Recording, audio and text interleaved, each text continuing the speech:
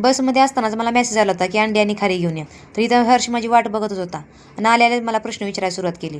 तर मस्त फ्रेश वगैरे झाले आणि म्हटलं आता चहा करूया. तो पण हर्षने इथं वाट पण लावली होती. उद्या गुरुवार आहे म्हणून आज अंड्याची भाजी बनवून घ्यायची. तर अंडी शिजताना थोडं मीठ घातलं ना मग अंडी फुटत नाहीत. आणि यांना शिजवलेल्या अंड्याची भाजी खायची असते. हर्षला ऑमलेट पाहिजे असतं तर सगळ्यांचं वेगवेगळं काय ना काय असतं. तर मस्त चहा आणि खारी खाल्ली. आज बऱ्याच दिवसातून खारी आणली होती. ऑफिसवर आल्यानंतर भूक पण लागलेली असते म्हणून थोडं काहीतरी खाऊन घ्यायचं. तर इथं मी मसाल्याची एक वाटी केलेली आहे. त्या वाटीनं मी भात करते मग नाहीतर शिल्लक राहतो. तर अंड्याची भाजी बनवण्यासाठी मग मी बाजरीचं पीठ भाजून घेतलं.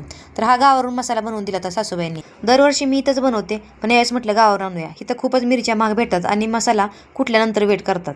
त्याच्यामुळे पैसे पण खूप जातात. तर नंतर मग मस्त मसालाही बनवून घेतला मी भाजीसाठी. मला ते बाकीच्या भाज्या करण्यापेक्षा ही भाजी करायला इझी पडतं. कारण ह्यांना दुसऱ्या भाज्या केल्या की मग ह्यांचं तोंड वाकडं होतात. त्यापेक्षा अंड्याची भाजी केली ना मग पोट भरून जेवण पण होतं.